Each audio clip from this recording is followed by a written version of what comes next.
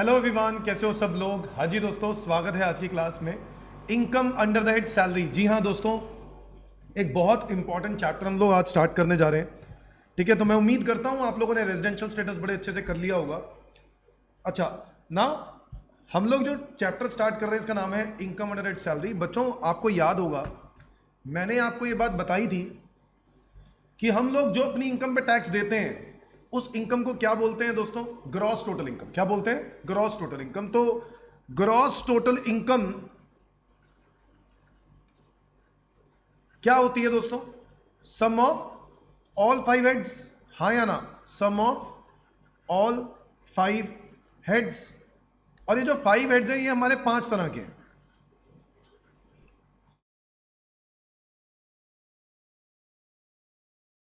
हमारा पहला हेड है सैलरी, दूसरा हेड है हाउस प्रॉपर्टी, तीसरा हेड है पीजीबीपी, फोर्थ हेड है कैपिटल गेन्स और फिफ्थ हेड है अदर सोर्सेस। बच्चों याद है मैंने आपको ये बात बताई थी, there are five heads of incomes. हमें अपने हम एक इंडिविजुअल, एज एन इंडिविजुअल हमें पांच ही तरह की इनकम्स हो सकती हैं। अगर हम जॉब करते हैं तो सैलरी इनकम कमाते होंगे। हाउस प्रॉपर्टी को लेट आउट करते हैं तो रेंटल इनकम जो कमाते होंगे उसको हाउस प्रॉपर्टी इनकम बोलते हैं। अगर मैं अपना बिजनेस करता हूं या प्रोफेशन रन करता हूं तो जो इनकम कमाता हूं उसको मैं बोलता हूं income under the head PGBP. अगर मैं आज कोई एसेट को खरीद कर बेच देता हूं, इज दैट क्लियर? एसेट को खरीद कर बेच देता हूं तो उस पर मैं क्या कमाता हूं? कुछ गेन कमाता हूं, that is called as capital gain. और बच्चों अगर मेरी कोई इनकम किसी भी कैटेगरी में नहीं आए, मतलब सैलरी में ना आए, हाउस प्रॉपर्टी में ना आए, पीजीबीपी में ना आए, कैपिटल गेन में ना आए, तो वो कहां जाएगी? Other sources. इसको बोलते हैं रेजिडुअल हेड। क्या बोलते हैं दोस्तों? Residual head. सो अगर मेरी कोई भी इनकम पांचों हेड्स में से पहले चार हेड में कवर नहीं होती है तो वो ऑटोमेटिकली पांचवें हेड में जाएगी। क्या मेरी बात समझ में आती है दोस्तों? क्या मेरी बात समझ में आती है दोस्तों? हमारी पांच हेड्स ऑफ इनकम्स होती है। तो अगर मैं ये कहूं मेरे को इंटरेस्ट आता है तो ये कौन सी इनकम होगी? Other sources. मेरे को गिफ्ट मिलता है तो कहां से जाएगा? Other sources. विनिंग्स मिलती हैं तो कहां जाएगा? Other sources. तो ये वो इनकम है जो अदर सोर्सेस में जाती है। तो हर एक इंसान की पांच ही तरह की इनकम होती है। तो सैलरी हम लोग डिस्कस कर रहे हैं, हमारा फर्स्ट हेड। ठीक है, सैलरी हम लोग डिस्कस कर रहे हैं, हमारा फर्स्ट हेड ऑफ इनकम। अब बच्चों सैलरी हेड के अंदर हम लोग जो कवर करने वाले हैं वो करने वाले हैं सेक्शन नंबर 15 से लेकर 17 सेक्शन। तो बच्चों याद होगा आपको, हम लोगों ने रेजिडेंशियल स्टेटस किया था। Section number 5 incidence of tax, 6(1) residential status of individual, एक 6(1) ए पढ़ा था बच्चों डीम्ड रेजिडेंट, 6(2) हम लोगों ने पढ़ा था रेजिडेंशियल स्टेटस ऑफ एचयूएफ, 6(3) पढ़ा था रेजिडेंशियल स्टेटस ऑफ कंपनी, 6(4) पढ़ा था residential status of any other person, 7 पढ़ा था income deem to be receive in India और 9 पढ़ा था income deem to accrue arise in India. याद है सबको? अभी हम लोग चर्चा करने वाले हैं सैलरी चैप्टर के अंदर। मतलब कि भाई सैलरी इनकम टैक्स लगेगा, ये कहां लिखा हुआ है? और वो लिखा है सेक्शन नंबर 15 से लेकर 17 में। मतलब हम 15 सेक्शन से लेकर 17 सेक्शन सैलरी चैप्टर से रिलेटेड पढ़ने वाले हैं। ठीक है, जिसके अंदर सेक्शन 15 पता है क्या है? इसको बोलते हैं बेसिस ऑफ चार्ज। क्या बोलते हैं? Basis of charge. Basis of charge का मतलब है बच्चों कि अगर आज मैं तुम्हारी सैलरी इनकम पे टैक्स लगा रहा हूं तो वो क्यों लगा रहा हूं, ये बात कहां लिखी है? इसको हम लोग सेक्शन नंबर 15 बोलते हैं। सेक्शन नंबर 15 में लिखी है ये बात कि सैलरी इनकम पे टैक्स क्यों लगेगा। Is that clear everyone? बच्चों अगर आपको याद आ रहा होगा इनकम टैक्स क्यों लगता है, ये बात सेक्शन नंबर 4 में लिखी गई है। कहां लिखी गई है? सेक्शन नंबर 4 में। सेक्शन नंबर 15 में बेसिस ऑफ चार्ज सैलरी का है, मतलब कि सैलरी इनकम पे टैक्स क्यों लगता है, ये बात कहां लिखी गई है? सेक्शन नंबर 15 में लिखी गई है। Is that clear everyone? और क्या लिखा है सेक्शन नंबर 15 में? आओ जरा पढ़ते हैं उसके ऊपर। That salary is taxable either on due basis or receipt basis।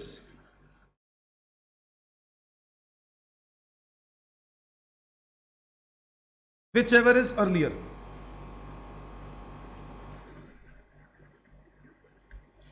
बच्चों अगर आज मैं सैलरी इनकम कमाता हूं तो वो या तो ड्यू बेसिस पे टैक्सेबल होगी मुझे या रिसिप्ट बेसिस पे टैक्सेबल होगी। मतलब या तो वो ड्यू हो गई होगी पहले या रिसिप्ट हो जाएगी, मतलब जब मिलेगी तब। आपको पता होगा बच्चों, आपके पेरेंट्स अगर जॉब करते हैं तो आपको पेरेंट्स को बताया जाता होगा ये आपकी सैलरी की ड्यू डेट है और ये उनकी रिसीविंग डेट है। आपके पेरेंट्स या आपके ब्रदर्स सिस्टर्स कोई भी जॉब करते हैं तो उनको आपको पता होगा एक रिसीविंग डेट होती होगी और वो जनरली अगले महीने की नेक्स्ट कोई तारीख होती होगी। जैसे फर्स्ट वीक के अंदर कोई डेट दे देते हैं, generally first, second, third, 10th या 7th, जो ये डेट्स होती हैं वो अगले महीने की, उनको बोलते हैं रिसीविंग डेट। क्या बोलते हैं? Receipt date. और जनरली सैलरी ड्यू कब होती है? ड्यू होती है हमेशा पिछले महीने के अंदर। पिछले महीने के अंदर ही हमारी सैलरी को आखिरी तारीख जो होती है वो जनरली ड्यू डेट होती है। और गवर्नमेंट कहता है हम लोग तुम्हारी सैलरी टैक्सेबल करेंगे ड्यू और रिसिप्ट विचएवर इज अर्लियर के बेसिस पर। चलो एक एग्जांपल के साथ समझाता हूं। ये देखो, मान लेते हैं कि आपकी सैलरी की जो ड्यू डेट है वो है last date of every month. Last date of every month, ये हर महीने की आखिरी तारीख जो है वो सैलरी की ड्यू डेट है। मान लेते हैं जो आपकी सैलरी रिसीव होगी यानी मिलेगी वो 7th of next month receive हुआ करेगी। मतलब ड्यू डेट कब होगी? हर महीने की आखिरी तारीख। और रिसीविंग डेट क्या होगी? हर महीने, अगले महीने की 7 तारीख। और गवर्नमेंट कहता है कि सैलरी को टैक्सेबल कैसे करें? ड्यू और रिसिप्ट विचएवर इज अर्लियर के बेसिस पर। अब ये एक बात बताओ, अगर मैं ये कहता हूं अप्रैल मंथ की सैलरी, अप्रैल 2023 की सैलरी ड्यू कब होगी? कोई बताएगा ड्यू कब होगी? अप्रैल मंथ की सैलरी 30th अप्रैल को होगी, हाँ या ना? बिल्कुल सही बात है सर। सर रिसीविंग कब होगी? उसकी पैसे मिलेंगे कब? रिसीव कब होगी? 7th of May. और मैंने बोला टैक्सेबल कैसे होगा? टैक्सेबल कैसे होगा? विच एवर इज अर्लियर, मतलब 30 अप्रैल और 7 मई, विच एवर इज अर्लियर 30 अप्रैल। इसी तरीके से दोस्तों मई 2023 की सैलरी ड्यू कब होगी? 31st मई। रिसीविंग क्या होगी? 7th June, whichever is earlier 31st May. Similarly March 2024 की सैलरी, मार्च 2024 की सैलरी ड्यू कब होगी? 31st मार्च को होगी। और रिसीविंग कब होगी? 7th ऑफ अप्रैल को होगी। Which ever is earlier 31st मार्च। आप क्या देख सकते हो, अगर मैं प्रीवियस ईयर 2023-24 की सैलरी की बात कर रहा हूं तो आप लोगों को तो पता है प्रीवियस ईयर 23-24 1/4/2023 से स्टार्ट होगा बच्चों और 31 मार्च 2024 तक जाएगा। बोलो हाँ या ना? और इस पूरे पीरियड की सैलरी, अप्रैल से लेकर मार्च तक की सैलरी आप चेक करोगे तो उसी पर्टिकुलर प्रीवियस ईयर में ही सैलरी क्या हो रही है? टैक्सेबल हो रही है, नहीं हो रही है? इस हिसाब से देखा जाए तो पूरे 12 महीने की सैलरी उसी साल में टैक्सेबल हो रही है। क्या मेरी बात समझ में आती है? अब आपके दिमाग में यह भी आ रहा होगा सर फिर इसमें मुश्किल क्या है कि आप कह रहे हो सर ड्यू और receive which ever is earlier, और ऑब्वियस है सर सैलरी की ड्यू डेट पहले हुआ करेगी। जो भी कंपनीज सैलरी देती हैं वो 1-2 दिन, 3 दिन, 4 दिन, 5 दिन काम करवा के ही आपको देंगी। इसका रीजन क्या है बच्चों? भाई मान लो मेरे पास मेरा एक एम्प्लॉई है, मैंने उसको रखा और 30 तारीख को मैंने सैलरी की ड्यू डेट रख दी। हर महीने की पहली तारीख को मैं उसको सैलरी दे देता हूं। 3 महीने हुए, हर महीने की पहली तारीख को सैलरी मिल रही थी। इस महीने की पहली तारीख जब आई तो मैंने उसको सैलरी दी, वो भाग गया। क्यों भाग गया? क्योंकि उसको सैलरी तो मिली गई थी, उसने कहीं और जॉब देख ली थी, 500-1000 रुपए कहीं ज्यादा मिल रहे होंगे, वो चला गया। मैंने कहा यार ये तो बड़ी गड़बड़ वाली बात है। मैंने फिर कहीं और एक और एम्प्लॉई रखा, एक और एम्प्लॉई से बात हुई, उसको भी मैं सैलरी हमेशा टाइम पे देता था। पिछले महीने की सैलरी मैंने अगले महीने की पहली तारीख को ही दे दी और इस तरीके से मैंने पहली तारीख को जैसी दी वो वाला बंदा भी भाग गया। अब हुआ क्या? मैं बहुत परेशान। मैंने भाई अपने फ्रेंड से बात करी। मैंने कहा फ्रेंड यार तू मुझे एक बात बता, ये तो मेरे तो एम्प्लॉइज बड़ी जल्दी भाग जाते हैं, तो चक्कर क्या है? कहता है एक तरीका है इसका। मैंने कहा क्या? कह रहा है ऐसा कर कि जो सैलरी तू देता है वो फर्स्ट को मत दिया कर, सर क्या, मैंने कहा क्या बात कर रहा है यार, सैलरी तो देनी है ना यार। मैंने कहा मैं सैलरी देने की बात नहीं कर रहा हूं, सैलरी तो देनी है, बट थोड़े दिन पैसे रोक ले उसके। जब वो बंदा ये समझेगा कि 7 तारीख को या 8 तारीख को पैसे मिल रहे हैं, तो 8 तारीख तक उसको आना पड़ेगा। तो 8 तारीख 8 दिन तो जो उसके पैसे बचे हुए हैं वो भी वो लेना चाहेगा, और उस लेने के चक्कर में वो पूरा महीना काम करेगा। तो इसीलिए जनरली क्या होता है, ड्यू डेट हमेशा पहले होती है, रिसीविंग डेट हमेशा बाद में होती है जनरली। और इसीलिए विच एवर इज अर्लियर में हमेशा ड्यू ही अर्लियर आएगा। तो सर फिर आपने ये लॉजिक क्यों दिया अर्लियर वाला, ये देने की जरूरत ही क्या, ड्यू ही तो अर्लियर आएगा, जरूरी नहीं है। मैं आपको एक एग्जांपल देता हूं। In the above example, same example लूंगा मैं। इन द अबव एग्जांपल मान लेते हैं if April 2024 and May 2024 salary, अगर अप्रैल 2024 और मई 2024 की salary is received in March 2024, अगर इस अबव एग्जाम्पल के हिसाब से अगर अप्रैल 2024 की सैलरी और मई 2024 की सैलरी मार्च 2024 में ही रिसीव हो गई, तो क्या होगा, आओ जरा मैं आपको करके दिखाता हूं। भाई अप्रैल 2023 ड्यू डेट क्या होगा, वही 30 अप्रैल। रिसीविंग डेट क्या होगी, वही 7 मई। टैक्सेबल डेट क्या होगी, वही 30 अप्रैल। 30 अप्रैल 2023। इसी तरीके से मई 2023 की सैलरी ड्यू कब होगी, 31 मई। रिसीविंग कब होगी, 7 जून। विच एवर इज अर्लियर, 31 मई 2023। इस तरीके से अगर मैं जाऊं तो मार्च 2024 की बात करूं तो मार्च 2024 की सैलरी ड्यू कब होगी, 31 मार्च। रिसीव कब होगी, 7 अप्रैल। विच एवर इज अर्लियर, 31 मार्च।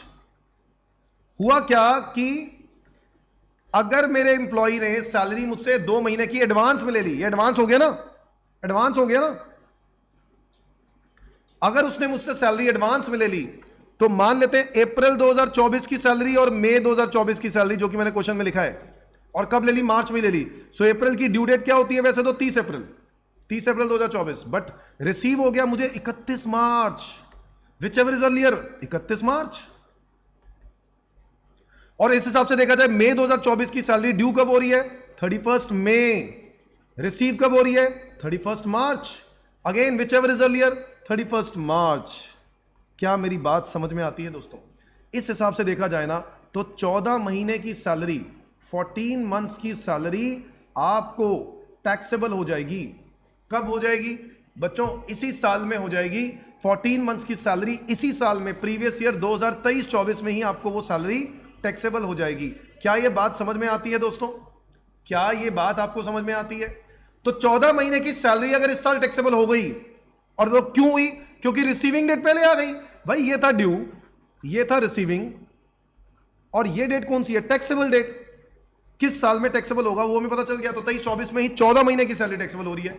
मुझे एक बात बता दो, अगर इस साल 14 महीने की सैलरी टैक्सेबल हो रही है तो क्या अगले साल 12 महीने की होगी? नहीं होगी। नेक्स्ट ईयर आपको 10 महीने की सैलरी पे ही टैक्स देना होगा। क्या मेरी बात समझ में आ रही है? ये देखो,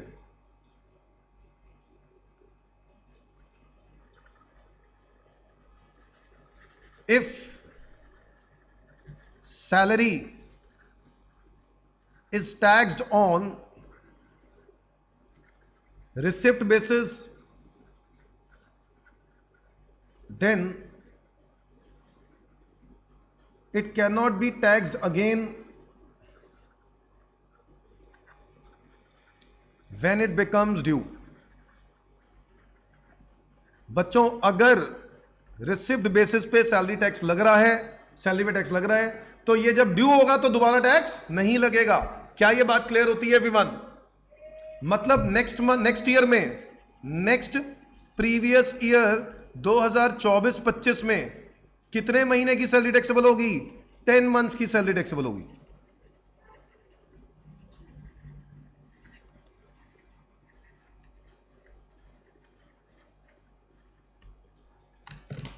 आई होप आप लोग नोट कर रहे हो, नोट कर लो पहले।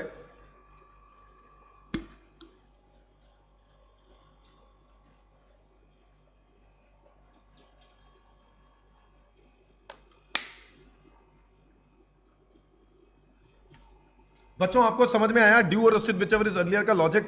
ये सेक्शन नंबर 15 में लिखा हुआ है that salary is taxable either on due और रिसीव्ड व्हिचएवर इज अर्लियर। तो और ये बात हो गई कि अगर रिसिप्ट पहले आ गया तो सैलरी दोबारा टैक्स नहीं लगेगा, व्हेन इट बिकम्स ड्यू दोबारा नहीं लगेगा। क्या मेरी बात समझ में आती है एवरीवन?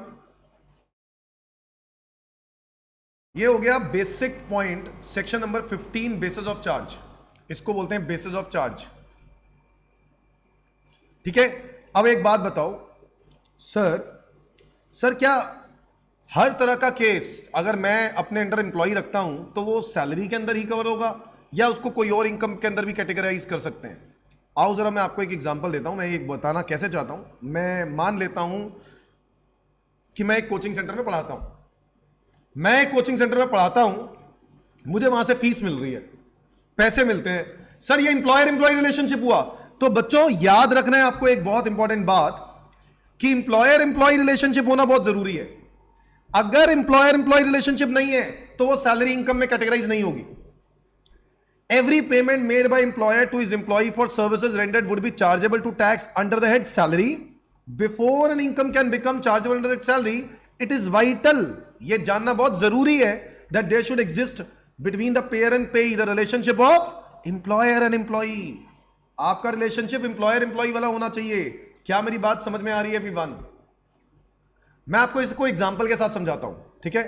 आलिया भट्ट एक एक्ट्रेस है which is employed in Chopra films, ठीक है, चोपड़ा फिल्म में काम करती है, where she is paid a monthly remuneration of 20 lakh. ये फिक्स कर दिया उसको 20 लाख रुपए की रेम्युनरेशन मिलेगी। She acts in various films, बहुत सारी फिल्म्स में वो काम कर रही है by various producers. The remuneration जो भी उसको पैसे मिलते हैं for acting in such films is directly paid to Chopra films. वो सारे पैसे चोपड़ा फिल्म को मिलते हैं और चोपड़ा फिल्म उसको हर महीने के महीने 20 लाख रुपए देता है। क्या यहां पर आलिया भट्ट इंप्लॉई कैटेगराइज होगा? Yes, Alia Bhatt will be considered as employee, employer employee relationship हो गया। In this case 20 lakh will be considered as salary in the hands of Alia since the relationship of employer and employee exist between Chopra films and Alia. क्या मेरी बात समझ में आई?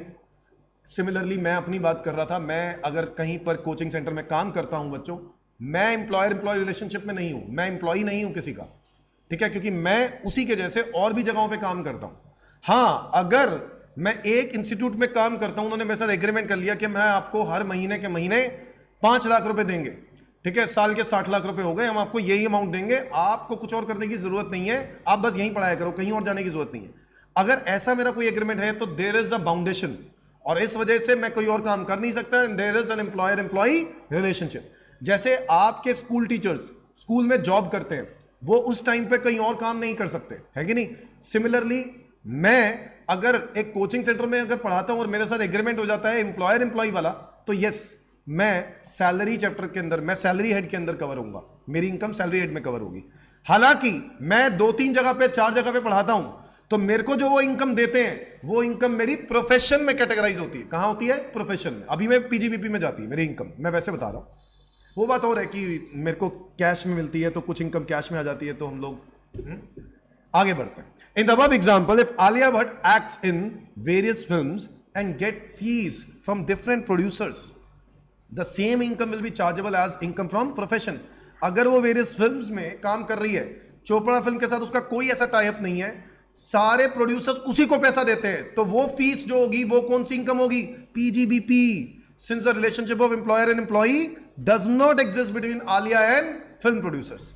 क्या मेरी बात समझ में आई एवरीवन? सिमिलरली दोस्तों, आपको मैं बता दूं, अगर मैं एक एज अ डायरेक्टर काम कर रहा हूं, है ना, एज अ डायरेक्टर काम कर रहा हूं, तो डायरेक्टर भी 2 तरह के होते हैं। एक होता है एग्जीक्यूटिव डायरेक्टर जो कि इंप्लॉई होते हैं कंपनी में, और एक होता है नॉन एग्जीक्यूटिव डायरेक्टर। जो एग्जीक्यूटिव डायरेक्टर होते हैं उनको सैलरी दी जाती है, जॉब करते हैं वो लोग, सैलरी दी जाती है because there is a relationship of employer and employee.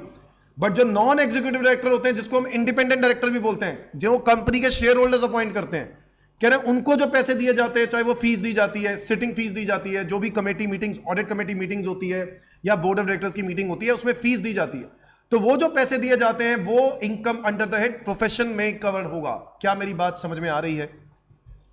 Similarly बच्चों, मैं आपको एक और पॉइंट बताता हूं। पार्टनर, अगर आप पार्टनर हो पार्टनरशिप फर्म के अंदर, तो मुझे एक बात बताओ, जो फर्म है वो आपको सैलरी देती है, आप लोगों ने पढ़ा होगा ना, 11th क्लास और 12th क्लास के अंदर, 12th क्लास के अंदर firm as a firm partner को क्या देती है? सैलरी देती है। सर फर्म जो पार्टनर को सैलरी देती है, क्या वो पार्टनर की सैलरी इनकम है? नहीं। क्यों? बिकॉज ये इंप्लॉयर और ये इंप्लॉई नहीं है, ये इंप्लॉयर ही है, पार्टनर मालिक है भाई फर्म का। क्या मेरी बात समझे? तो इसलिए वो सैलरी इनकम में कैटेगराइज नहीं होगा बच्चों, वो भी इनकम पीजीबीपी में ही जाएगी। कहां जाएगी? पीजीबीपी में जाएगी। क्या ये बात समझ में आ रही है? बड़ी इंपॉर्टेंट बातें बता रहा हूं मैं आप लोगों को। अच्छा सर क्या फर्क पड़ता है अगर मैं पार्ट टाइम जॉब करता हूं तो? जैसे पार्ट टाइम कोई नौकरी करते हैं तो? नहीं, इससे कोई फर्क नहीं पड़ता। पार्ट टाइम हो या फुल टाइम हो, इससे कोई फर्क नहीं पड़ता। अगर एग्रीमेंट हुआ है एम्प्लॉयर एम्प्लॉय वाला, तो that will be covered under the head salary only. एक कॉन्सेप्ट मैं आपके साथ शेयर करना चाहता हूं, डिस्कस करना चाहता हूं। What is the difference between forgoing of salary and surrender of salary? Forgo करने का मतलब होता है सैलरी को छोड़ना। एम्प्लॉयर ने मुझे सैलरी दी, मैंने कहा बहुत लिया है आपसे, ऐसा होता बहुत कम है, ऐसा होने का चांस नहीं है, बट स्टिल बहुत लिया है आपसे यार, आप इस बार सैलरी खुद रख लो, बहुत लिया है पैसा आपके साथ, कोई बात नहीं, थैंक यू, इस बार सैलरी नहीं चाहिए। तो अगर कंपनी के मालिक एम्प्लॉय को सैलरी दे रहा है बट आपने कहा मुझे नहीं चाहिए, दैट मींस आपने फॉरगो कर दी। और forgo is considered as application of income. बच्चों याद करो, चैप्टर 1 में पढ़ा था, इनकम आने के बाद इफ मतलब it reaches in the hand of assessee और मैंने फॉरगो कर दिया, एक्रू तो हो गई ना मेरे ऊपर। अब गवर्नमेंट कहता है अगर एक्रू हो गई है और अब आप छोड़ना चाह रहे हो वो इनकम, तो नहीं हो सकता। अगर आप छोड़ भी देते हो तो भी ये इनकम आप ही को टैक्सेबल होगी, क्योंकि ये डिसीजन आपका है, फॉरगो कर रहे हो। क्या मेरी बात समझ रहे हो? एक होता है सरेंडर, ये गवर्नमेंट कहता है, ये एक ऐसा एक्ट के अंदर कवर्ड है जिसको बोलते हैं सरेंडर ऑफ सैलरीज एक्ट। ये देखो, voluntary surrender of salaries act. बच्चों ये एग्जेम्प्ट है, मैं आपको बताता हूं क्यों। गवर्नमेंट कहता है अगर कोई सैलरी इनकम अपनी हमें गवर्नमेंट को, सेंट्रल गवर्नमेंट को दे देता है। अब तुम बोलोगे क्या बात कर रहे हो सर, सेंट्रल गवर्नमेंट को क्यों देगा? अरे भाई मैं एक एग्जांपल ले रहा हूं, एक एक्सेप्शनल केस ले रहा हूं कि मान लो गवर्नमेंट को पैसों की जरूरत है, सेंट्रल गवर्नमेंट को पैसों की जरूरत है, हमारे देश में पैसों की जरूरत है, आपकी अच्छी खासी सैलरी आती है, आपने क्या किया, अपनी सैलरी सरेंडर कर दी गवर्नमेंट को। अगर आप अपनी सैलरी सरेंडर कर देते हो गवर्नमेंट को, तो ये as per voluntary surrender of salaries act ये एग्जेम्प्ट होगा, इस सैलरी पे टैक्स नहीं लगेगा। अरे पूरी सैलरी तो खा गए, पूरी सैलरी तो रख ली, आप कह रहे हो टैक्स नहीं लगेगा, ये बात तो बोलते हुए शर्म आनी चाहिए गवर्नमेंट को। हाँ टैक्स नहीं लगेगा, अरे भाई टैक्स किस बात का, पूरी सैलरी तो अभी के पास है। क्या मेरी बात समझे? So voluntary surrender of salaries act में अगर आपने कोई सैलरी सरेंडर कर दी है, एक एम्प्लॉय ने सैलरी सरेंडर कर दी गवर्नमेंट को, तो वो एग्जेम्प्ट रहेगी, उस पर कोई टैक्स नहीं लगेगा। But forgoing of income is taxable, क्योंकि इनकम एक्रू हो चुकी थी आपके नाम पर, अब आप उसको कह रहे हो कि नहीं जी मेरे को नहीं चाहिए। भाई नहीं चाहिए तो नौकरी छोड़ दे, ठीक है। अगर तेरे को एक्रू हो गई है, तेरे नाम पर वो इनकम आ रही है, तो ऐसे केस में वो अब तेरे को टैक्सेबल ही होगी, चाहे वो इनकम तू फॉरगो कर दे, कहे कि इंप्लॉयर तुम रख लो। क्या मेरी बात समझ में आ रही है विवान? ये होता है फॉरगोइंग और ये होता है surrender. Now next is difference between advance salary and advance again salary. What is the difference between advance salary and advance again salary?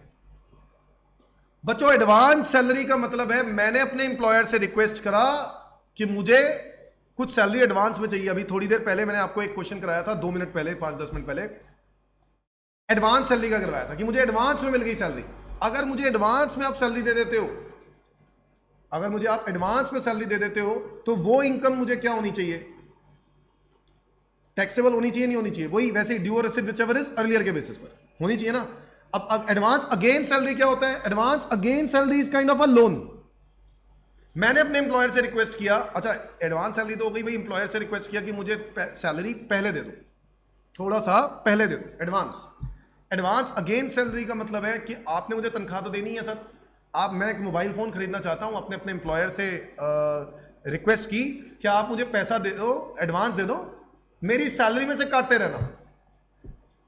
Loan का अमाउंट बन गया, मैं आपको दे दूंगा पैसा, आपके पास मेरी सैलरी तो है ही, आपने मुझे हर महीने देनी है, आप या तो उसमें से काट लेना या मैं आपको वापस कर दूंगा। Advance against salary is a loan, this is not your income, and advance salary is your income.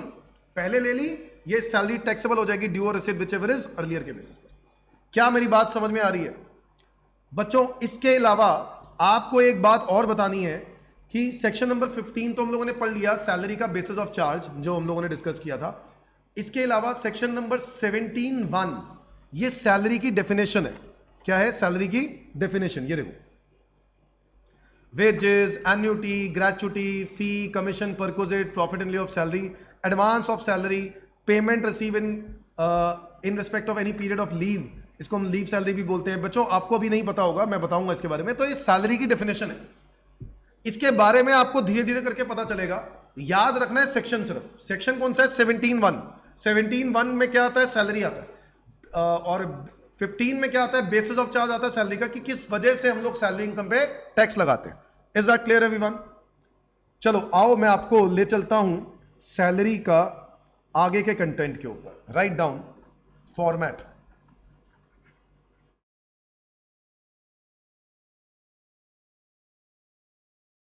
तो सबसे पहले हम लोग बेसिक पे को फाइंड आउट करते हैं, फिर आता है डियरनेस अलाउंस,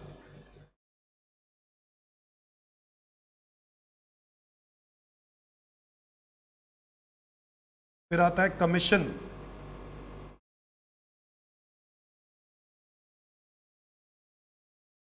फिर आता है बोनस। इनका मतलब मैं आपको बताऊंगा धीरे धीरे करके, हर टॉपिक के ऊपर चर्चा होगी। House rent allowance,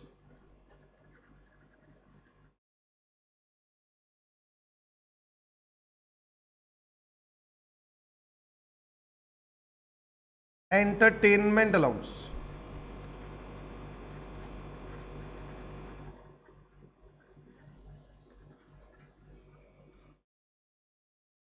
notified allowances,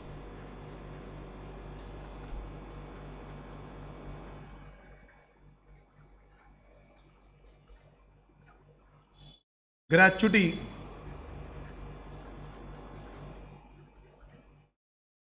pension,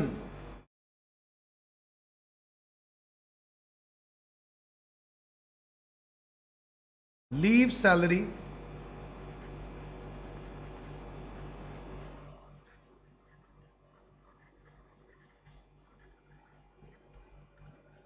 retrenchment compensation,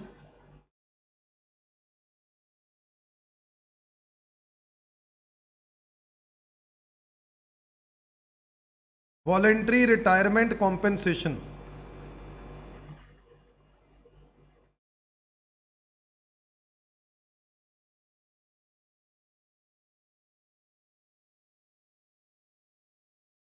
perquisites. बच्चों परक्विजिट्स,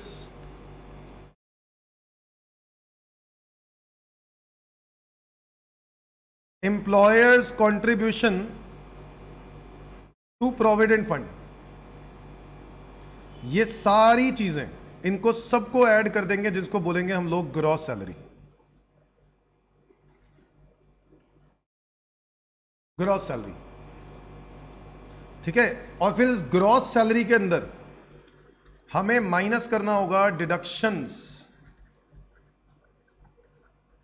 अंडर सेक्शन 16। मैं आपको सबके बारे में बताऊंगा, चिंता नहीं करनी है कि टॉपिक का मतलब क्या है, वो बताऊंगा। सेक्शन 16 के अंदर डिडक्शंस पढ़ेंगे बच्चों।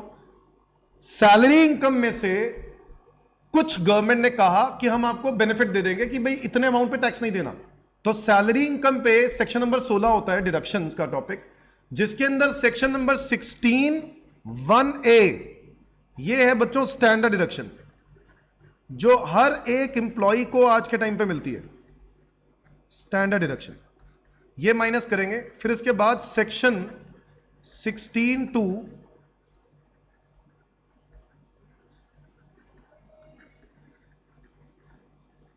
Entertainment allowance, section 16(3) professional tax. ये तीन तरह की आपकी ग्रॉस सैलरी में से डिडक्शन मिल जाती है। और बच्चों इस ग्रॉस सैलरी में से डिडक्शन मिलने के बाद हम इसको बोलते हैं income under the head salary, या फिर हम इसको नेट सैलरी भी बोल सकते हैं। क्या बोल सकते हैं? Net salary, income from salary, taxable salary. क्या मेरी बात समझे? तो ये हमारी ग्रॉस सैलरी आ गई। इस ग्रॉस सैलरी में से ये 3 तरह की डिडक्शंस माइनस की जाती हैं और फिर इसके बाद सैलरी इनकम आ जाती है। और फिर सैलरी इनकम के अंदर बच्चों वही जो ग्रॉस टोटल इनकम हम लोग निकालते हैं, अदर हेड्स, ये अदर हेड्स ऐड किए जाते हैं। अदर हेड समझ गए ना? हाउस प्रॉपर्टी, भाई आपकी सैलरी इनकम के अलावा कोई हाउस प्रॉपर्टी इनकम भी हो सकती है, बिजनेस भी हो सकता है, कैपिटल गेन भी हो सकता है, अदर सोर्सेज भी हो सकता है।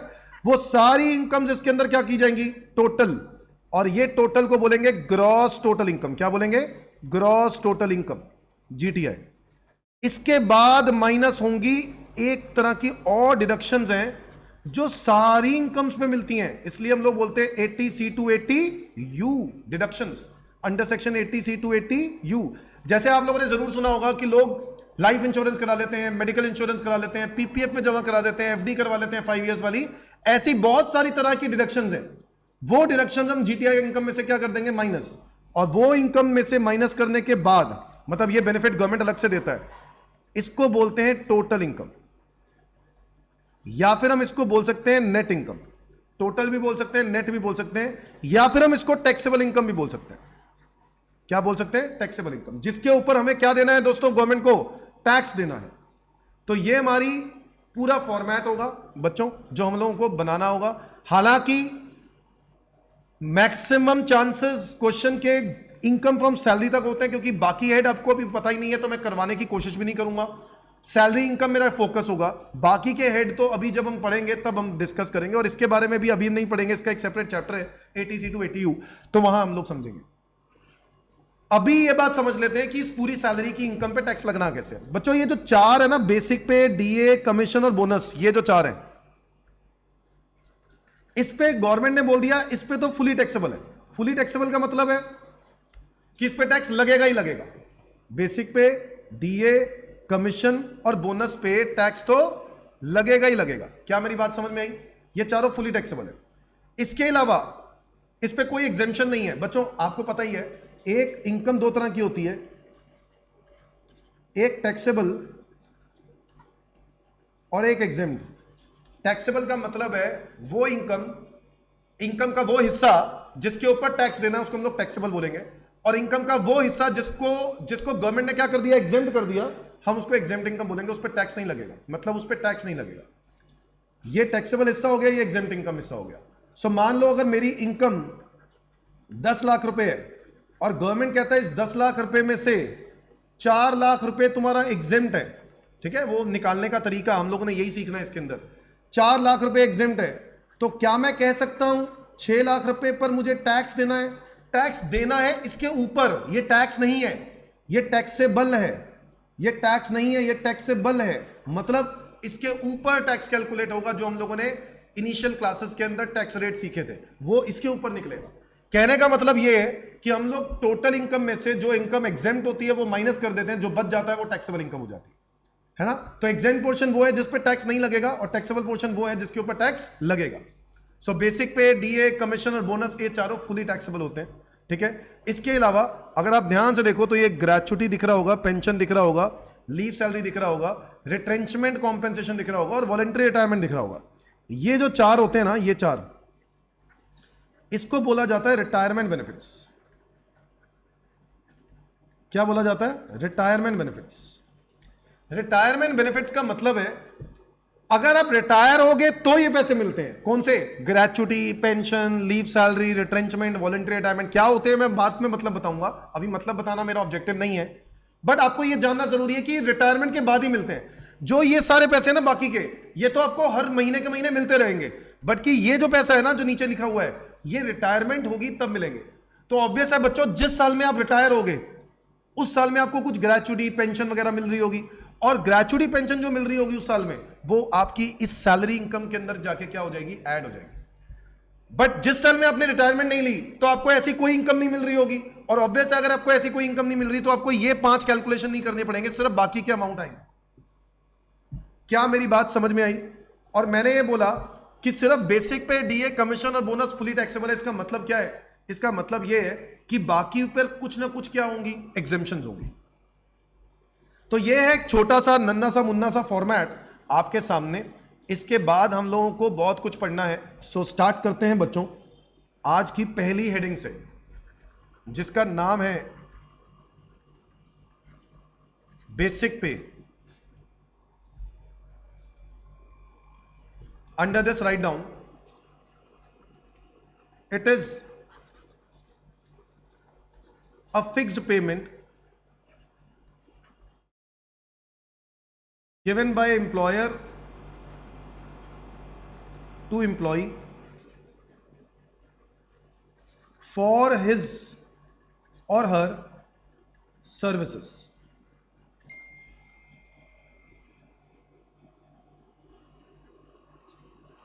It is fully taxable. It is fully taxable. बच्चों बेसिक पे, बेसिक पे it is a fixed payment. Fixed payment का मतलब क्या होता है? गवर्नमेंट ने आपको एक पेमेंट दे दी, देनी फिक्स कर दी कि भैया इतना तो हम आपको हर महीने देंगे. Given by employer to employee for his or her services. जो भी आप काम कर रहे हो उसके बदले में हम आपको इतनी अमाउंट तो देंगे ही देंगे. और बच्चों ये बात तो मैंने पहले ही लिखवा दी थी, फुली टैक्सेबल, इस पे कोई एग्जेम्पशन नहीं मिलेगी. सो बेसिक पे कुछ भी नहीं है. बेसिक पे के बिना आप नौकरी करोगे ही नहीं. मतलब ये वो अमाउंट है जिसके बिना आप नौकरी करोगे ही नहीं. नौकरी मिलेगी तो आप पहले, सबसे पहले पता क्या पूछोगे? बेसिक पे कितना है, बेसिक कितना है, वो यही है. क्या मेरी बात समझ में आई? बच्चों जनरली जो गवर्नमेंट एम्प्लॉइज होते हैं, देखो प्राइवेट एम्प्लॉइज जो होते हैं ना, प्राइवेट एम्प्लॉइज को तो बेसिक पे जो होता है वो उनका फिक्स होता है. मतलब आपको बोल दिया गया आपकी बेसिक पे है 15,000, तो फिक्स है, पूरे साल 15,000 ही चलता रहेगा. ठीक है, आगे भी 15,000 चलता रहेगा जब तक कोई कंपनी इंक्रीमेंट नहीं करती. गवर्नमेंट एम्प्लॉइज के केस में ऐसा नहीं होता. गवर्नमेंट एम्प्लॉइज के केस में इंक्रीमेंटल फिक्स कर रखा होता है. ऐसा आपने कभी पढ़ा होगा ग्रेड स्केल. ग्रेड स्केल कुछ इस तरीके से पढ़ा होगा, 10,000 डैश 500 डैश 12,000 डैश 1,000 डैश 18,000, कुछ इस तरीके से कभी स्केल देखी है आपने? कभी गवर्नमेंट जॉब देखना, गवर्नमेंट जॉब की कोई न्यूज देखना, गवर्नमेंट जॉब की न्यूज में ग्रेड स्केल लिखा होता है, वो ऐसा होता है. इसको बोलते हैं बेसिक पे का ग्रेड स्केल. मतलब जब आपकी जॉब ज्वाइन करोगे ना आपको 10,000 रुपये महीना मिलेगा. एवरी ईयर आपको 500 रुपए की क्या मिलेगी? Increment every year. तो पहले आपने जब ज्वाइन किया तब आपको 10,000 रुपये महीना मिलेगा. एवरी ईयर आपको 500 रुपए की इंक्रीमेंट मिलेगी. आपकी सैलरी अगले साल क्या हो जाएगी मुझे बताओ? 10,500. उसके अगले साल क्या हो जाएगी? 11,000. उसके अगले साल क्या हो जाएगी? 11,500. फिर क्या हो जाएगी? 12,000. इसी तरीके से जब आपकी इंक्रीमेंट सैलरी 12,000 पे पहुंच गई है ना, 4 साल के बाद जब आपकी सैलरी 12,000 हो जाएगी, उसके 1 साल कंप्लीट होने के बाद आपकी सैलरी 1,000 रुपए की इंक्रीमेंट लेगी. कितने रुपए की इंक्रीमेंट लेगी? 1,000. यानी उसके बाद अगले साल होगी सैलरी 13,000, फिर होगी 14, फिर होगी 15, फिर होगी 16, 17, 18. समझ में आया पॉइंट? तो आपके कुछ साल तक तो इंक्रीमेंट गवर्नमेंट ने क्या कर दिए? फिक्स कर दिए. जब आप 18 पे पहुंचोगे या तो आपको एक नेक्स्ट ग्रेड मिल जाएगा, ग्रेड स्केल चेंज हो जाएगा, या फिर आपको प्रमोशन मिल जाएगी. क्या मेरी बात समझ में आई? तो जनरली गवर्नमेंट एम्प्लॉइज में होती है, बट क्वेश्चन के अंदर अगर प्राइवेट एम्प्लॉय भी दिया हो तो हमें दिक्कत नहीं है, हमें टेंशन नहीं लेनी है. तो मैं आपको जनरल नॉलेज दे रहा हूं. ठीक है, तो आपको अपने हिसाब से कैलकुलेट करना है जो मैं आपको सिखाऊंगा. तो ग्रेड स्केल क्या होता है पहले तो ये समझ में आया. जब आपने जॉब ज्वाइन करी 10,000 रुपए से स्टार्ट होगा. हर साल 500 रुपए की क्या मिलेगी? इंक्रीमेंट. जब तक आपकी सैलरी 12,000 नहीं होती. जब आपकी सैलरी 12,000 हो जाएगी उसके बाद इंक्रीमेंट कितना होगा? 1,000. जब तक आपकी सैलरी 18 नहीं होती. क्या मेरी बात समझ में आई? आओ इसका एक क्वेश्चन देखते हैं.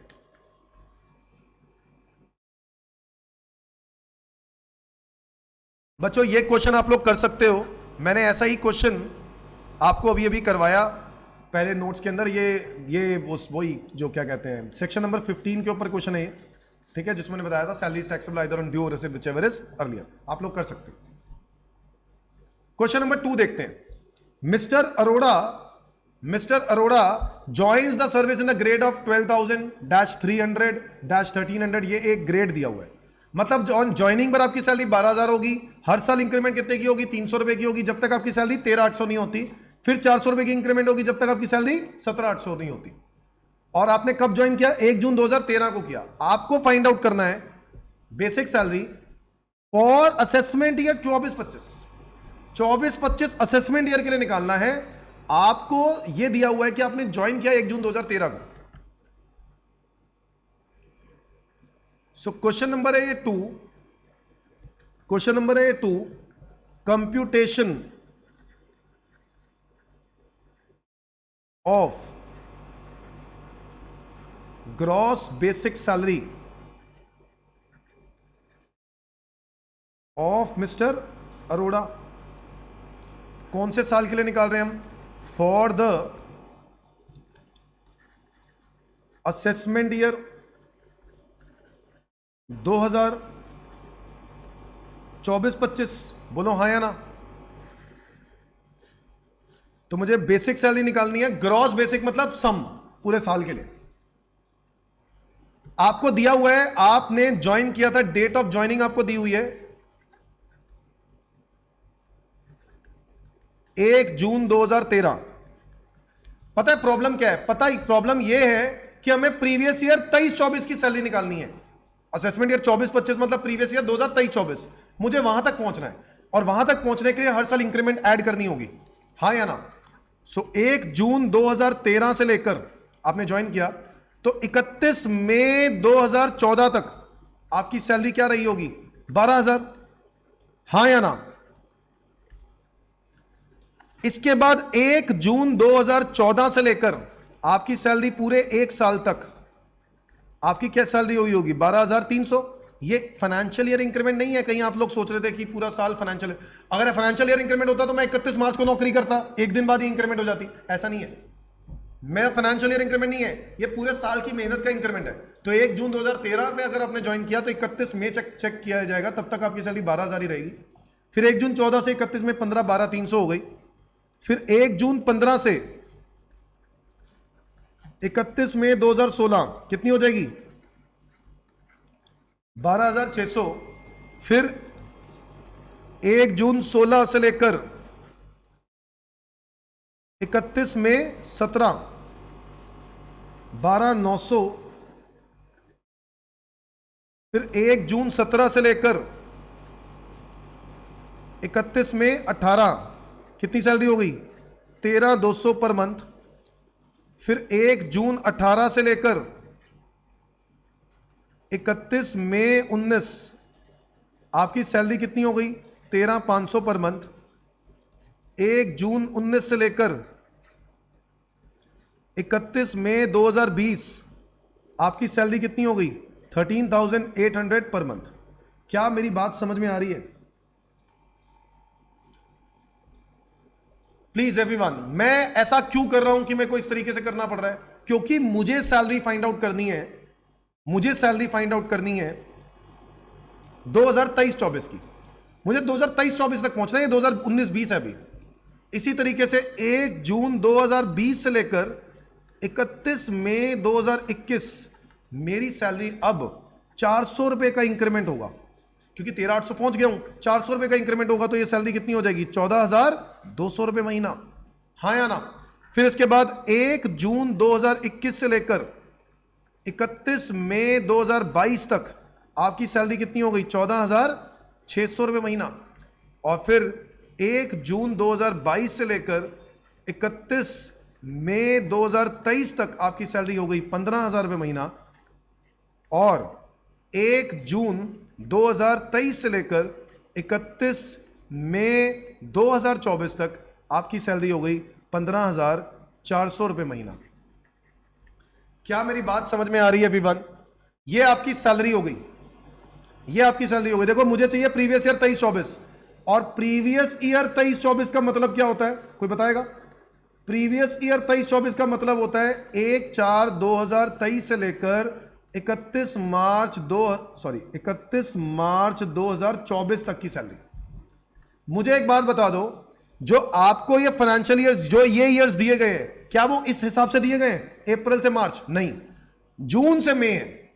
मुझे इसके बीच में से निकालने हैं। क्या? अप्रैल से मार्च, अप्रैल 2023 से लेकर मार्च 2024, इसी के बीच में से निकालना है। तो मुझे दिख रहा है कि अप्रैल में सैलरी मेरी 15,000 रुपए थी और मई में भी सैलरी मेरी 15,000 होगी। सो क्या मैं कह सकता हूं कि 1 अप्रैल से लेकर 31 मई 2023 तक मेरी सैलरी 15,000 रुपए के हिसाब से 2 महीने की कितनी बनेगी? 30,000, हाँ या ना। फिर 1 जून 2023 से लेकर 31 मार्च 2024 आपकी सैलरी इस वाले ईयर में आ गई। तो बताओ इसमें कितना मिलेगी? सैलरी कितनी टैक्सेबल होगी? 15,400 रुपए के हिसाब से 10 महीने, तो ये बनेगा 1,54,000। टोटल कितना हो गया? 1,84,000। क्या मेरी बात समझ में आ रही है? ये हो गया हमारा ग्रॉस बेसिक पे।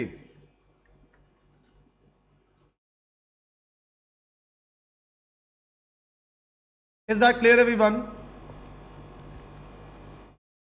क्वेश्चन नंबर 3 देखो जरा ध्यान से। क्वेश्चन नंबर 3 देखो जरा ध्यान से।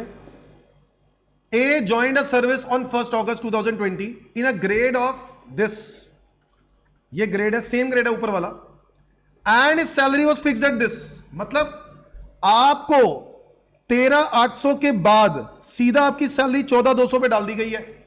मतलब आपकी सैलरी फिक्स 14,200 से की है, यानी ये 12,300 13,800 तक आपने नहीं झेला, आप सीधा 14,200 पे गए हो। तो इसका मतलब है इसके बाद आपको जो इंक्रीमेंट मिलेगी वो कितने रुपए की मिलेगी? 400 रुपए की, क्योंकि 13,800 के बाद हो आप। तो 14,200 के बाद अगले साल इंक्रीमेंट मिलेगी 14,600, फिर इंक्रीमेंट मिलेगी 15,000, फिर 15,400। क्या मेरी बात समझ में आई?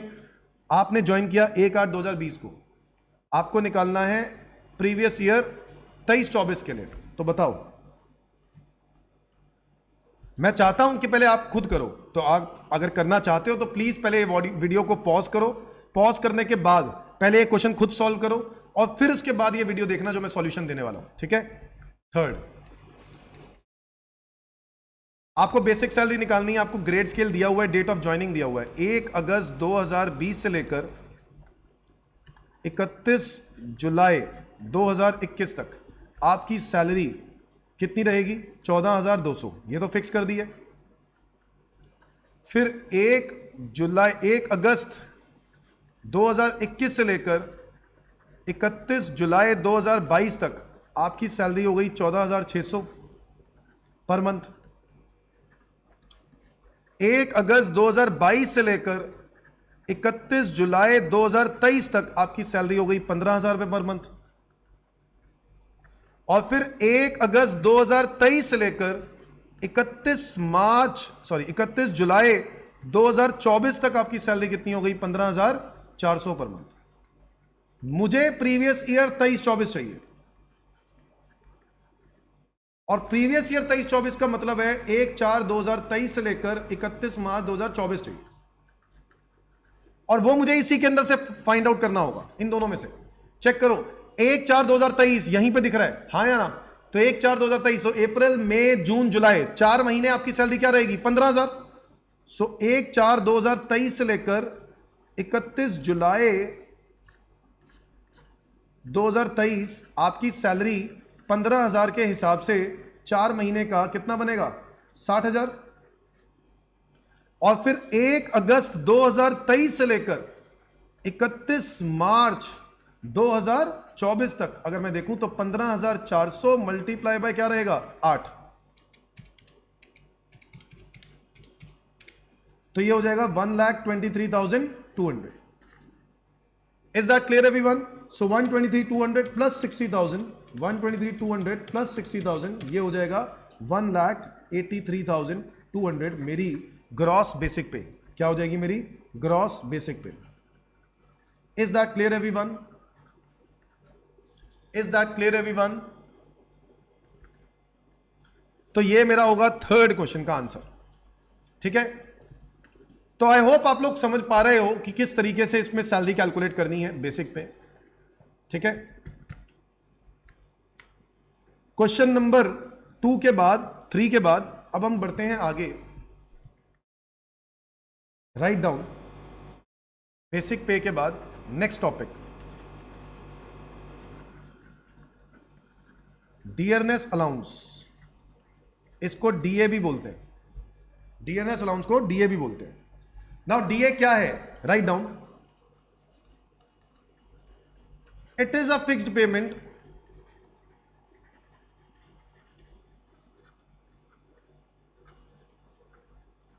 given by employer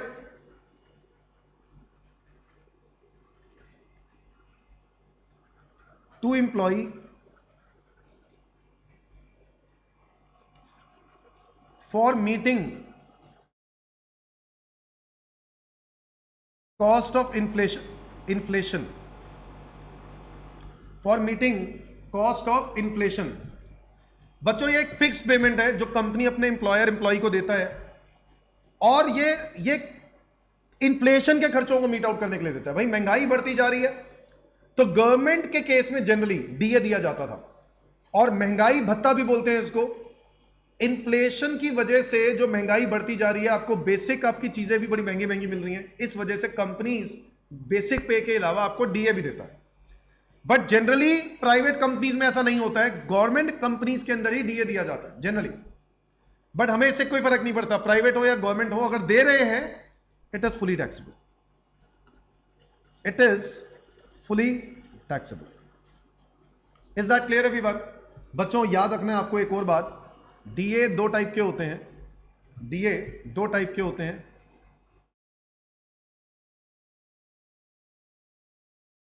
एक को बोलते हैं forming part of retirement benefits, और एक होता है does not forming part,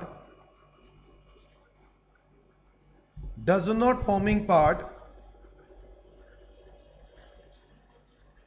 of retirement benefits. बच्चों होता क्या है कि डीए के दो हिस्से होते हैं, एक हिस्सा रिटायरमेंट के लिए जोड़ना स्टार्ट कर देती है कंपनीज। तो क्या होता है, मान लो डीए आपको 2000 रुपए महीना देने की बात हो रही है, जिसमें से 60% को रिटायरमेंट के लिए जोड़ दिया जाता है। और कितना जोड़ दिया? हर महीने के महीने 1200 रुपए रिटायरमेंट के लिए जोड़ा, और बाकी का जो 800 रुपए महीना है वो आपको कैसे दे दिया? वो आपको हाथों हाथ दे दिया। 1200 रुपए महीना रिटायरमेंट के लिए जोड़ दिया, रिटायरमेंट के बाद मिलेगा, और 800 रुपए महीना जो है वो आपको हाथों हाथ मिल गया। क्या मेरी बात समझ में आ रही है? सो डीए दो टाइप के होते हैं, एक होता है forming part of retirement benefits, और एक होता है does not forming part of retirement benefits. और इस डीए के अंदर रिटायरमेंट के लिए पैसे जोड़ते हैं, ये वाला पैसा रिटायरमेंट के लिए जोड़ रहे हैं और ये वाला नहीं और जोड़ रहे हैं। हाँ, वो बात और है कि रिटायरमेंट बेनिफिट्स में जब ये रिटायरमेंट के लिए जोड़ा जाता है, तो फ्यूचर में जब भी रिटायरमेंट होगी तो ये किसी ना किसी रूप में पैसा मिलेगा, किसी ना किसी रूप में पैसा मिलेगा। क्या मेरी बात समझे? क्या मेरी बात समझे? तो जिस भी रूप में वो पैसा मुझे रिसीव होगा बाद में, चाहे वो ग्रेचुटी हो, चाहे वो पेंशन हो, है ना, इसी रीजन से रिटायरमेंट के रूप में तो मिलेगा ही पैसा। और वहां पर भी गवर्नमेंट क्या देती है? कुछ एग्जेम्पशंस देती है, हम लोग आने वाले क्लासेस में समझेंगे। रिटायरमेंट के लिए अगर पैसा जोड़ दिया जाता है, गवर्नमेंट कहता है ये पैसा है तो सही आपका, मिलेगा तो आप ही को ही, इसलिए अभी जो होगा वो फुली टैक्सेबल होगा। तो डीए जो है, चाहे रिटायरमेंट बेनिफिट्स के लिए हो, चाहे does not forming part of retirement benefits हो, दोनों ही पैसे फुली टैक्सेबल होते हैं। ये पैसा हाथों हाथ, ये पैसा अभी नहीं मिलेगा, ये रिटायरमेंट के टाइम पे मिलता है, और ये पैसा क्या करेंगे? हाथों हाथ दे दिया करेंगे हर महीने के महीने। क्या मेरी बात समझे? तो डीए के अगर 2000 रुपए में से तो हर महीने के महीने आपको 800 रुपए दिया करेंगे 2000 रुपए की जगह पे, और 1200 रुपए आपके जोड़ देंगे आप ही की रिटायरमेंट के लिए, ग्रेचुटी पेंशन वगैरह जो आपको मिलेगा। बच्चों याद रखना है, अगर क्वेश्चन साइलेंट हो, if question is silent about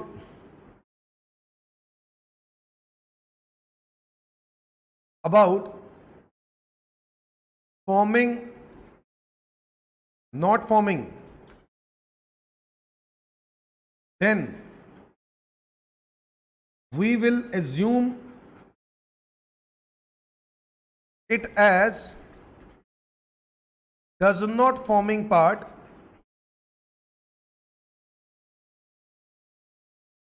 for retirement benefits। does not forming part मान लेंगे assumption में। क्या मेरी बात समझे? ये तब मानना जब क्वेश्चन क्या हो? साइलेंट हो। क्वेश्चन क्या हो? साइलेंट हो। तब हमें फॉर्मिंग नॉट फॉर्मिंग में कंफ्यूजन हो रही हो तो हम लोग डज नॉट फॉर्मिंग पार्ट मान लेंगे, रिटायरमेंट बेनिफिट्स का डज नॉट फॉर्मिंग पार्ट। क्या मेरी बात समझ में आती है? आगे बढ़े सर। कमीशन की बात करते हैं। मैंने आपको बताया था बेसिक पे डीए, और उसके बाद आता है कमीशन।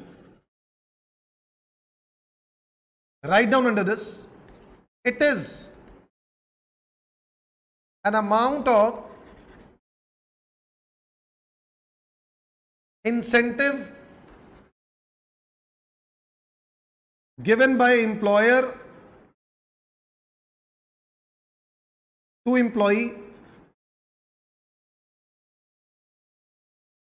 For motivation. बच्चों आपको तो पता ही है, कंपनीज अपने एम्प्लॉय को मोटिवेट करने के लिए क्या देती है? इंसेंटिव देती है। और ये जो इंसेंटिव होता है इसको कमीशन भी बोलते हैं। It is fully taxable. ये अमाउंट जो है ये फुली टैक्सेबल होता है, इस पर कोई एग्जेम्पशन नहीं मिलती, फुली टैक्सेबल होता है। क्या मेरी बात समझे? जैसे डीए भी दो टाइप के होते हैं, वैसे ही कमीशन भी दो टाइप के होते हैं। कमीशन आगे दो टाइप के हैं। एक कमीशन होती है जो कि आप लोगों ने सुनी होगी, जनरली जो ऐसे ही मिलती है कमीशन, इसको बोलते हैं परसेंटेज ऑफ टर्नओवर। क्या बोलते हैं? Percentage of turnover. और एक कौन सी कमीशन होती है? इसको बोलते हैं फिक्स्ड कमीशन। बच्चों जो परसेंटेज ऑफ टर्नओवर होता है ना, इसमें सेल के बेसिस पे आपको एक परसेंटेज फिक्स कर दिया जाता है, सेल का। सो मान लो अगर आपने 10 लाख रुपए की सेल करी, कितने रुपए की सेल करी? 10 लाख रुपए की सेल करी मेरे लिए, तो मैं आपको इंसेंटिव दूंगा मान लो 10%। इसमें फायदा कंपनी को भी होता है और इंप्लॉई को भी होता है। इंप्लॉई को बोल दिया गया भाई तेरे को 10% मिलेंगे। अब तू जितनी ज्यादा सेल करेगा तेरे लिए वेरिएबल अमाउंट पे होता रहेगा, तेरे को अमाउंट मिलता रहेगा ज्यादा। सो परसेंट, क्योंकि 10 लाख रुपए का टर्नओवर निकाला तूने मेरे लिए, तो 10% 1 लाख होता है। अगर यही तो 20 लाख का काम करेगा तो 20 लाख का 10% 2 लाख होते हैं। क्या मेरी बात समझे? तो ये जो कमीशन है ये बहुत कॉमन है, परसेंटेज ऑफ टर्नओवर। जबकि फिक्स कमीशन जो होता है ना वो फिक्स होता है, मंथली, क्वार्टरली, हाफ ईयरली, ये फिक्स कर दिया जाता है जनरली। और इसमें अमाउंट चेंज नहीं होता है। जैसे मैं आपको एक एग्जांपल दूं, जितने भी मान लो आप एक फाइनेंस के एम्प्लॉय हो, आपका काम है कंपनी की बैलेंस शीट को कंप्लीट करना, ठीक है? और आपको जनरली आप बैलेंस शीट को क्लोज करते हो अगले साल में, नेक्स्ट ईयर में। पिछले साल की बैलेंस शीट को नेक्स्ट ईयर में क्लोज करते हो, 31 जुलाई तक आप बैलेंस शीट को क्लोज कर देते हो जनरली, ठीक है? पिछले साल की बैलेंस शीट को अपने इस साल में 31 जुलाई को जाके क्लोज किया, ठीक है? तो आपको टाइम लगता है यार, ऑब्वियसली आप अकेले नहीं हो, और भी बंदे हैं और भी काम करते हो, तो और भी लोग आपके साथ मिलकर काम करते हैं। बहुत सारी चीजें होती है बैलेंस शीट की डिटेल्स को फाइनलाइज करने में, क्योंकि आपको पता है बैलेंस शीट के अंदर आपको अकाउंटिंग स्टैंडर्ड्स के हिसाब से चलना होगा, ठीक है? और अकाउंटिंग स्टैंडर्ड्स के हिसाब से डिस्क्लोजर है या नहीं है, वो सब चीजें देखनी होंगी। और मान लेते हैं 31 जुलाई तक आप बैलेंस शीट बनाते हो, और मैं एज अ एम्प्लॉयर आपके पास आता हूं और क्या कहता हूं, मैंने कहा इस बार ना इन्वेस्टर हमारी कोई कंपनी में इन्वेस्ट करना चाहते हैं, तो हमें ना इस बार बैलेंस शीट जो है 30 अप्रैल तक बनानी है। 30 अप्रैल तक मतलब कितने टाइम पहले? कितने टाइम पहले बोल दिया? जुलाई गया, मई, जून, मतलब मैंने 3 महीने पहले बोल दिया कि भाई बैलेंस शीट क्लोज करनी है। सब हंसने लग गए, सारे एम्प्लॉइज हंसने लग गए, हाँ हाँ हाँ हाँ हाँ सर कैसे हो जाएगा, आप बताओ कैसी बातें कर रहे हो, हम 31 जुलाई तक बैलेंस शीट क्लोज करते हैं, मसा मसा तो बैलेंस शीट क्लोज होती है 31 जुलाई को, आप कह रहे हो 30 अप्रैल को। कैसे कैसे कर देंगे? आप बोल दोगे तो कैसे कर देंगे? नहीं हो सकता सर, नहीं हो सकता। मैंने अनाउंसमेंट करी, भाई साहब अगर आप ये काम कर देते हो ना, तो मैं तुम्हें इस पूरे काम करने पर, ठीक है, बैलेंस शीट क्लोज करने पर 30 अप्रैल तक अगर कर दिया, तो मैं तुम्हें हर एम्प्लॉय को 10-10 हजार रुपए दूंगा, 10-10 हजार रुपए फिक्स दूंगा। तो अगर मान लो मेरे 10 एम्प्लॉय हैं, तो 10 एम्प्लॉइज को मैं 1 लाख रुपए बांट दूंगा 10-10 हजार रुपए करके सबको। जैसे ही मैंने ये बात बोली, सब लोग उछल पड़े, अरे क्या बात कर रहे हो, क्या बात कर रहे हो, अच्छा अच्छा ठीक है जी। सब लोग लग पड़े, मेहनत करने लगे, दिन रात एक कर दी सब लोगों ने मिलकर। और फिर उसके बाद एक दिन जो है ना, आपने बैलेंस शीट बना ली, मतलब आप आए मेरे पास और आपने कहा कि सर मैंने बैलेंस शीट 25 अप्रैल को बना दी, आपने 30 अप्रैल बोली थी, सर कमीशन थोड़ी सी ज्यादा दे देना क्योंकि हमने मेहनत तो बहुत करी है। मैंने कहा बेटे तू एक काम कर, आज 25 तारीख हुई है, मैंने 23 अप्रैल बोला था ना, तू एक काम कर, तू 4 दिन और रख ले अपने पास बैलेंस शीट, अच्छे से वेरीफाई करके मुझे देना, मैं दूंगा 10,000 रुपए। इसको बोलते हैं फिक्स कमीशन। तुम ज्यादा काम करो या कम काम करो, कमीशन फिक्स है, इतनी ही दूंगा, इससे ज्यादा नहीं दूंगा। क्या मेरी बात समझ में आई? सो परसेंटेज ऑफ टर्नओवर में क्या है, मेहनत करने पर पैसे ज्यादा मिलते हैं। फिक्स कमीशन में ऐसा नहीं होता है। फिक्स कमीशन में टारगेट्स दिए जाते हैं, वो टारगेट पूरा करोगे तो आपको कमीशन अमाउंट मिल जाएगा, अमाउंट फिक्स कर दिया जाता है। दिस इज फिक्स कमीशन और ये परसेंटेज ऑफ टर्नओवर है ना। अगर क्वेश्चन साइलेंट हो, if question is silent,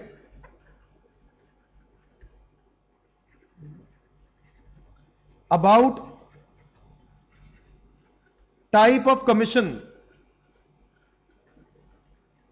then we will always assume as fixed commission। बच्चों अगर क्वेश्चन साइलेंट होगा तो हम लोग उसको फिक्स कमीशन मान लेंगे। कोई शक? समझ में आया? तो भाई साइलेंट है, कुछ बता ही नहीं रहा, तो फिक्स कमीशन मान लो। कोई एक तो माननी है तो फिक्स मान लो। क्या मेरी बात समझ में आई?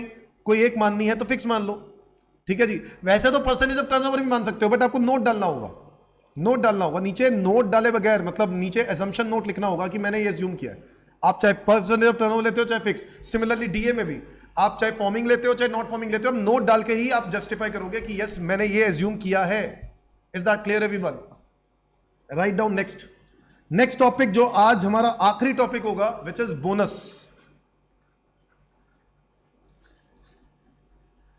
बच्चों बोनस आप लोग जानते हो, ये सुना है आपने word.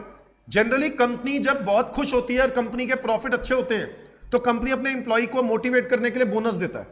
Right down, it is an amount given by employer to employ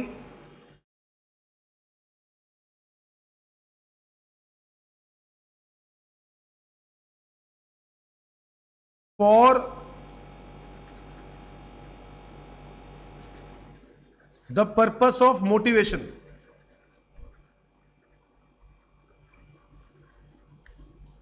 It is generally given at the time of occasion. जब जनरली कोई ओकेजन होता है उस टाइम पर दिया जाता है। एग्जाम्पल के तौर पे आपने सुना होगा दिवाली बोनस।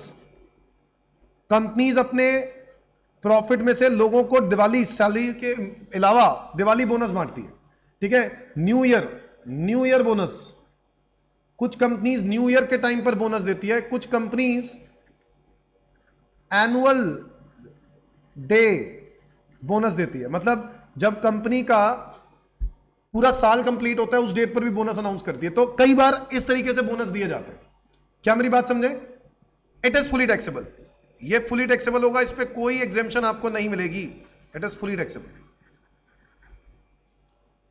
क्या ये बात समझ में आई? अच्छा, स्पेशल पॉइंट क्या है बोनस के बारे में पता है? Right down the special point.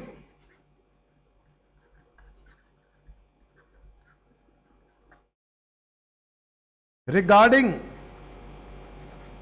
bonus is that it is taxable when it is received.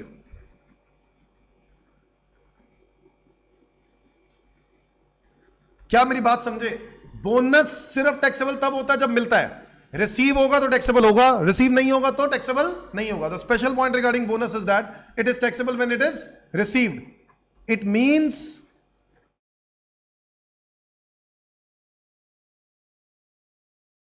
Section 15 is not applicable on bonus. बोलो, सेक्शन 15 क्या बोलता है बेटा? सेक्शन 15 होता है bonus salary is taxable either on due और रिसीव व्हिचएवर इज अर्लियर।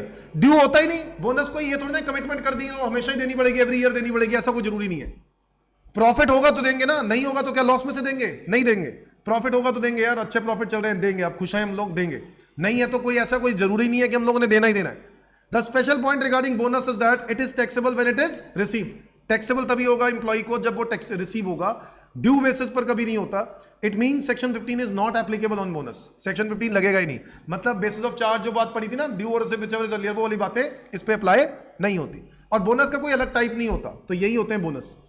क्या मेरी बात समझ में आई? तो आप लोगों ने आज की क्लास में 4 टॉपिक पढ़े। बेसिक पे डीए, कमीशन और बोनस, ये चारों फुली टैक्सेबल होते हैं, कोई एग्जेम्पशन नहीं होती है। बेसिक पे मैंने आपको बता दिया, डीए बता दिया, कमीशन बता दिया, बोनस बता दिया।